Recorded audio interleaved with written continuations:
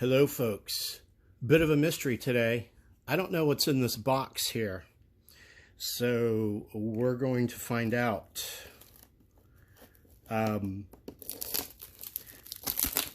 This box was probably sealed up sometime in 2002,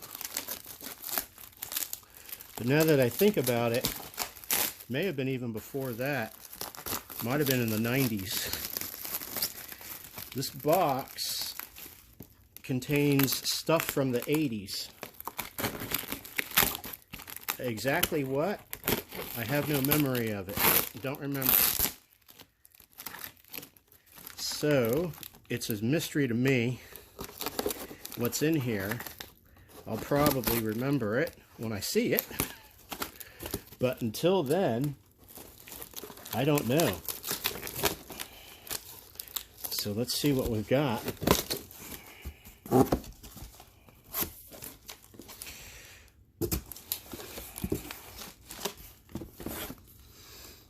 Photography stuff, dry adhesive mounts. This is from when I was in graphic design and printing school, photography. You can see a bunch of negatives and stuff I took.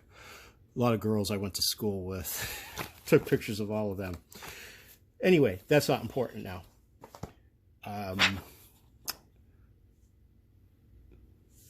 This is a negative I did, I think, of a comic book or a fanzine or something. Not sure.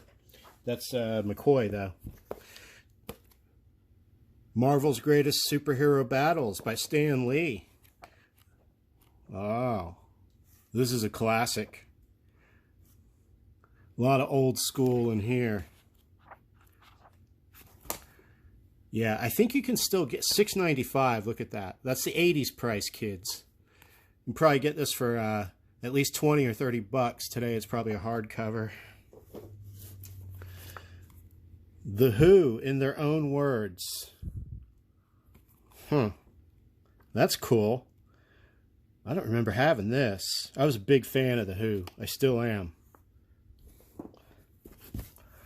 Worlds at War, an illustrated study of interplanetary conflict.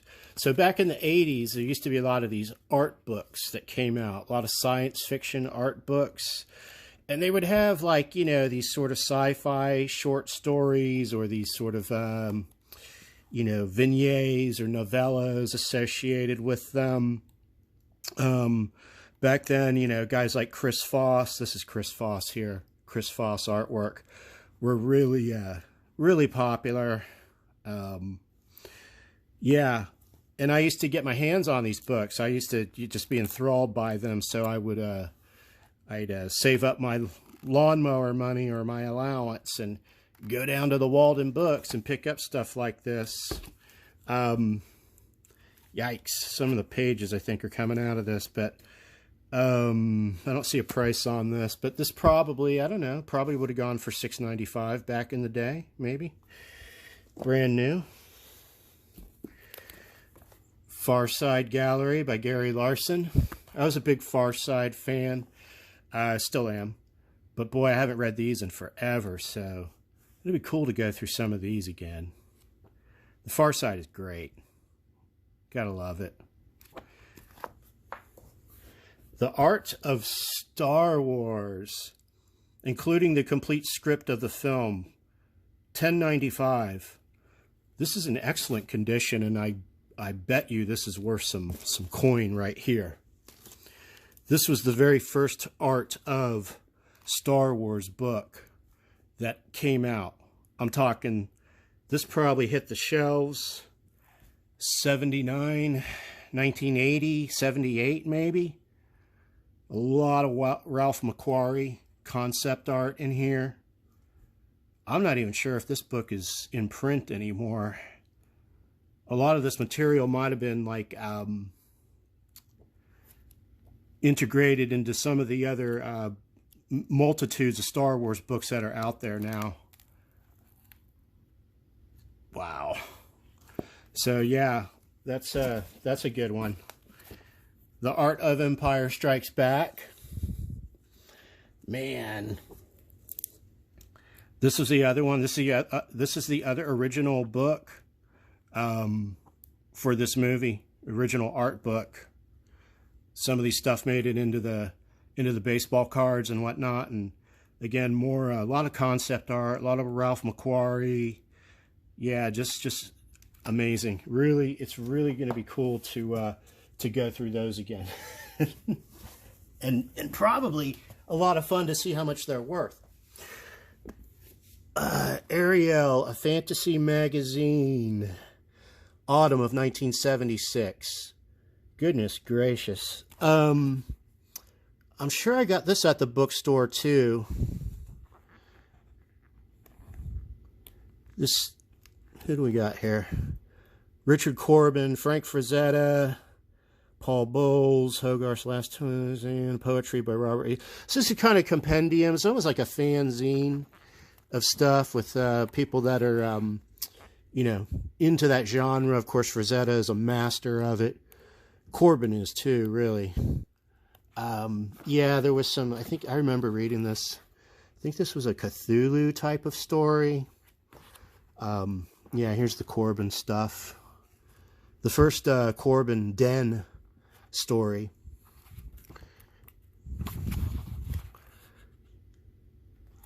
So, yeah, this is pretty cool. That's pretty cool. Marvel Preview presents the UFO Connection. You know, I paid $1 for this. I bet you I could probably get 60 for it on eBay. I've seen this one around out there in the wild, but I'm holding on to it. I'll add this to my collection of UFO comics. Got an interview in here, or Jimmy Carter and John Lennon, both of whom had seen UFOs. I remember this, Rod Serling's Twilight Zone magazine. This was cool. This is you know, just kind of an anthology. This is a premiere issue too. A lot of good stuff in here. A lot of Tales of the Unknown type stuff. You know, typical Twilight Zone. Full color preview of John Carpenter's new movie, Escape from New York. That tells you how old this magazine is. April of 1981, $2. Wow. Famous Monsters, issue 139, big Star Wars issue. Let's see, December of 1977.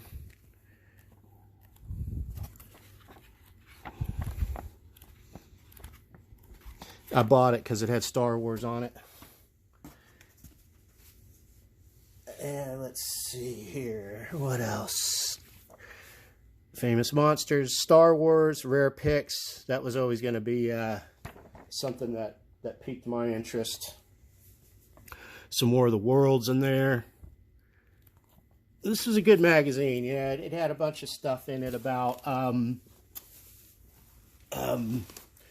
monster movies and science fiction. And, of course, when Star Wars hit, they had to get rid of the monsters and cash in on the Star Wars, you know, but they still kept true to the monsters. Alien, the illustrated story. Man, I have been looking for this. I knew I had it. This is a really, there's a lot of buzz around this graphic novel. It's based on the movie. I believe at the time when Archie Goodwin and Walt Simonson created this, they didn't have, I think, the full script. So there's some interesting material that's in this that's not in the movie. But this is, boy, this looks great. This held up really good. These pages look white. You see these borders. I mean, this box has been in sub-freezing temperatures. It's been in heat. Basically, it's been in a garage. It was in a storage unit for a number of years. Before that, I don't even know. I've been dragging it around for 40 years. So, but I remember when this came out, of course, we saw the movie, and as soon as I saw the graphic novel, I bought it. And this graphic novel has a very special place, I think, in the collections of a lot of comics fans, because this was early Walter Simonson. And it's just, you know, it's just fantastic. $3.95. $3.95. I wonder what I can get for it on eBay, although I ain't giving it up. And this is something to behold right here. As is this. Behold, a treasury edition of Star Wars. I don't even know what this is worth, but this is fantastic. Yeah, this is the oversized Marvel Comics. This is one of the formats that they published it in. They had the original comics. This was early. Is it Shaken or is it Infantino? Yeah, Howard Shaken, layout artist. You can see I got my name written on there. Limonia Elementary School, Danny P. So nobody would steal it from me, because back in the day, this was a hot item for the elementary school set, for the elementary hoods. Everybody wanted a piece of this action. But yeah, you got early Howard Shaken here. And then you got a number of embellishers on the artwork. Roy Thomas doing the script. Again, certain things in here that are not in the movie, at least not in the theatrical cut. I think there were a couple of scenes in the comic that made it into the George Lucas revamped editions that everybody hates. You know, they were basically deleted scenes and so forth. But you gotta love these treasury editions, man. You know, Star Wars looks great. This artwork, it's funny at the time. You know, being such a fan of the movie, and a 10-year-old obsessive of the movie, I didn't really care much for the art at the time. I didn't feel like it reflected the aesthetic of the film, which I know is probably like kind of advanced for a 10-year-old to, you know, to think, but that's the way I thought. And, you know, over the years, though, this artwork has grown on me. One, because I went on to become a pretty good fan of Howard Shaken's art, who eventually became an excellent writer as well. But this book, this is in good condition. The staples, the spine is in good condition. You know, I've got this bend here. The pages are where you would think. I mean, this was published, let's see, I think these came out in 78. Yeah, well, 77 for the copyright. No, I guess these did come out in 77. So at least this was the first print run of it. So yeah, this is awesome. That's a huge find. And you know, of course, I had to get Battlestar Galactica when this Treasury edition came out in full Marvel color. That's one word, Marvel color. Yeah.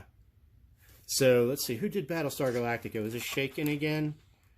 Let's see, drawn by Ernie Colon. Oh, okay, all right, Ernie Colon. So yeah, Battlestar Galactica. ABC Television looked to cash in on the Star Wars craze because 10, 11, 12, 13-year-old boys such as myself couldn't get enough of it. This was like, you know, teenage girls in Titanic in the 90s. You know, you just, you know, it was a cash cow. You make anything along those lines and it's going to make money. Wow, looking at this, though, I actually love this artwork. I had, you know, this doesn't feel like Ernie Colon to me, though. This almost looks like it has like a Michael Golden touch to it. But this is really good. So I've seen these out in the wild. I think they run for about $50. Check this out. Commander Adama. So for those of you who don't know, Battlestar Galactica was in the 80s first. Actually late 70s. I think Galactica came out 78 or 79 on ABC television. This was before the one that you saw on Sci-Fi. This ran, I think, 2 or 3 seasons. and eventually morphed into a show called Galactica 1980, which is probably best forgotten. But the original 2-3 seasons of Battlestar Galactica are worth checking out. That was the original Battlestar Galactica. It was rebooted in a most excellent manner. I believe the Battlestar Galactica that came out in the early 2000s was one of the greatest TV shows of all time, and I still maintain that today. But this was great. You could probably catch it somewhere on, I don't know, one of the streaming channels, Pluto or Freevee or one of those. But yeah, I definitely am going to come back and take a closer look at this comic, because I don't remember the artwork being this compelling. I think this is really cool. More Treasury editions. Conan the Barbarian, 100-page, 1975. I'm pretty sure, I went and bought this. Look at that. Is that Bernie Wrightson? That artwork, all of this actually might be Bernie Wrightson. No, Barry Smith, that's it, yeah. Barry Smith, Barry Windsor Smith. So, I don't even want to speculate how much this is worth, but it's worth quite a bit, I think. I'm glad I kept it in this bag. I remember, I think I bought it as a back issue, so I probably found it in a comic book store, probably circa 1980 or 81, and I purchased it. Let's open it up. Bear with me. So, let's take a look at it. It's in pretty good shape.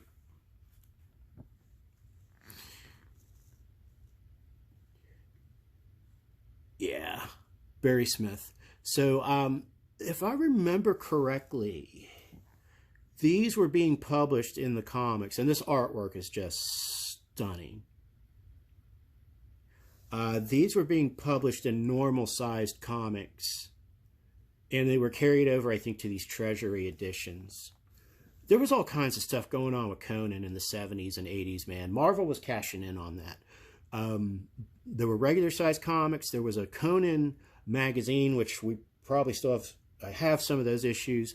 There was a Conan magazine that was a little smaller than this, where it was all black and white, famously illustrated, I believe, by John Buscema.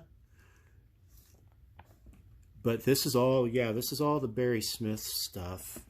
He's just a fantastic artist. Really, really, dude was made for doing fantasy, sword of sorcery, and that type of thing. So, might have to take a closer look in future episodes of all of these. You can never go wrong. Remember my rule. You can never go wrong with a giant ape. Yeah, man, that's good stuff. All right. Famous Monsters, Friday the 13th. The original Friday the 13th. And The Fog.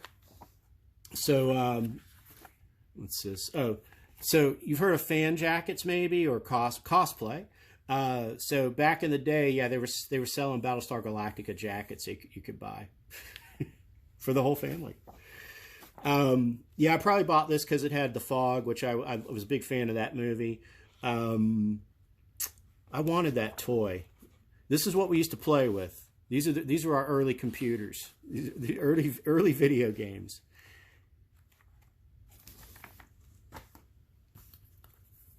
Got Sword and Sorcery comics from Warren. Warren presents. So Warren magazine, or Warren Publishers, published Eerie. So you saw my episode on The Rook, Famous Monsters. They would do like one-off things like these, or they would pump these things out just to see if they could, maybe get. And again, 80s, mid 80s, trying to cash in on the sword and sorcery craze. That kind of sprouted up, I think, probably from the first Conan movie. But you had, Disney got in on the act with Dragon Slayer, which is a great movie. And there was a ton of other, B movies. Oh boy, look at that art. Who are we dealing with here? Let me see if I can guess. I'm going to say Alex Nino. This looks like an Alex Nino to me. He seems to, and he likes that format. No, Esteban Morato, or Morato. Author Bill Dubay, the same guy that wrote The Rook. Man, that is excellent. Wow. Look at the ornateness of this art. That line work is just insane. So there's some excellent artwork in here. Yeah, TNA was a big thing in sword and sorcery back then. You know, that's how it was. Yeah, let's see. So I got a number of different artists. Let's see. They throw in some movie tie-in with Dragon Slayer. You can see what they're selling back in the day. There's issues of The Rook, 1994, which is kind of their sci-fi magazine, Vampirella, etc. So, let's see who else is here. Loaded with great artwork by a bunch of different people. Interesting. October of 1981, $2. The Spirit. So The Spirit, this is by Kenshin Sink. The Spirit was published by a bunch of people. I don't know. Yeah, this was like a homage issue. So they brought in a bunch of these contributors, all in gratitude or indebted to Will Eisner, who is the comic genius who did so many things pioneering comics in The Spirit with this character. So let's see, Frank Miller's got to be in there. So yeah, I think this issue they brought in a bunch of these different artists to do, you know, these stories starring The Spirit in their own style and so forth. And that's why I picked this up. At the time, I was a huge Frank Miller fan, as most people were and are. And reading interviews with him, he's the person that turned me on to The Spirit by Will Eisner. Said how influenced he was by him. So I started checking out some of the old Spirit comics. Yeah, and so this is pretty cool. This is a good find with all these contributors. Thunder Agents, issue number 1, JC Comics Group. Thunder Agents have been with other publishers. I don't know if this is their very first appearance. I kind of hope so. Adams, Kirby, Teixeira, and more. Ooh, okay. So we got quite the lineup of artists in here, apparently. So I don't know if this is an origin story. That looks like some Kirby there. Or what the deal is. Yeah, that looks like Kirby there. I didn't know that Kirby had drawn any Thunder Agents, so this is quite the find. This could be an episode also.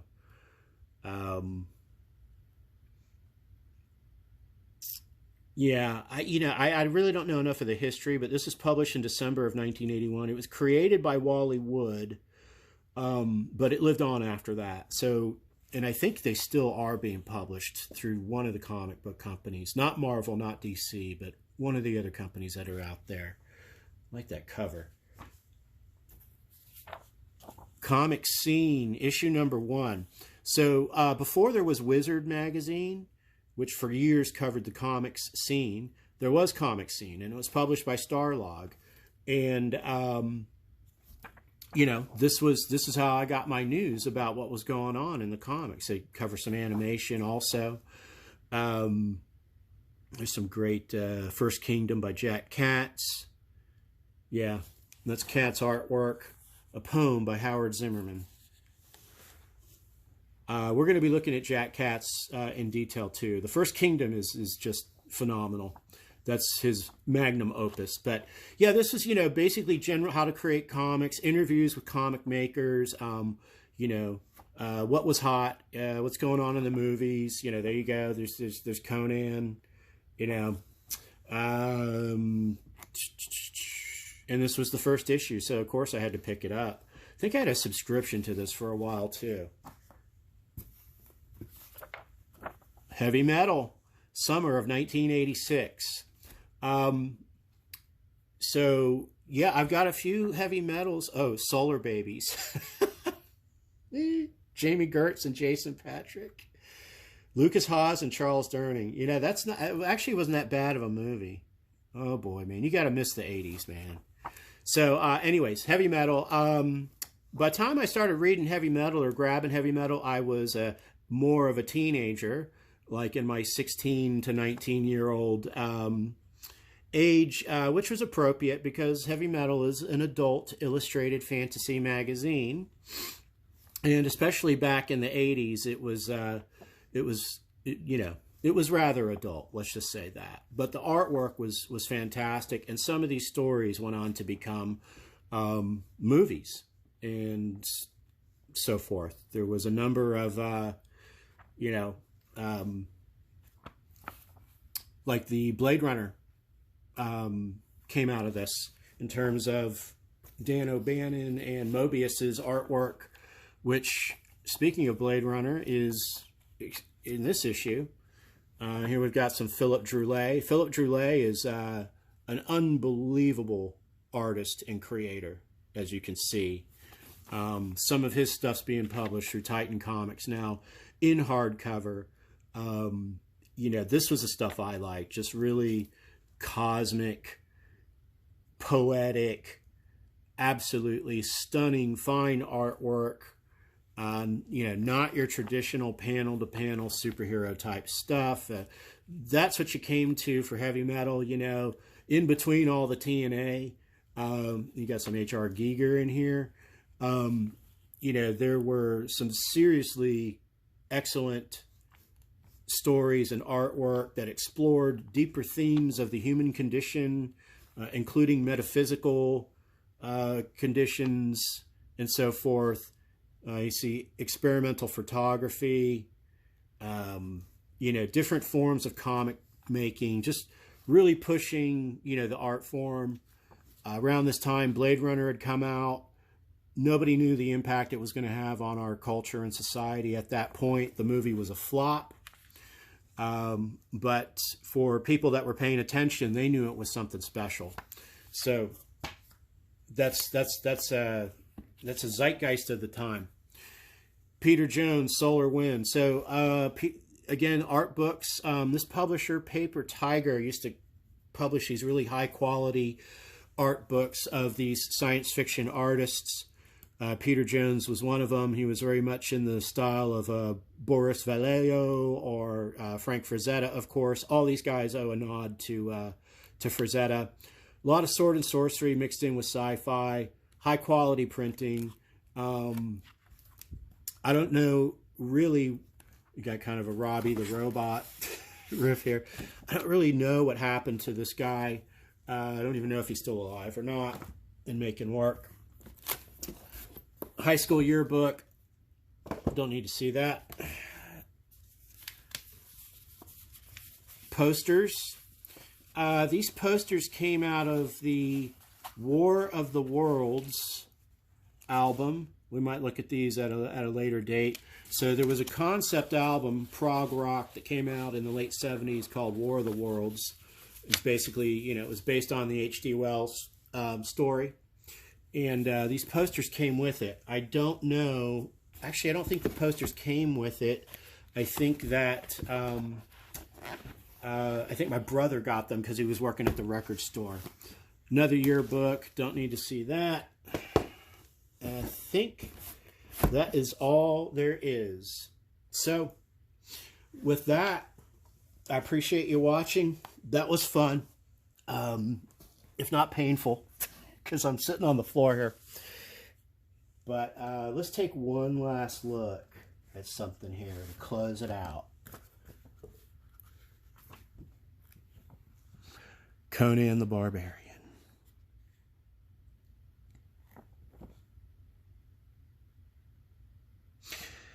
The Barry Smith artwork.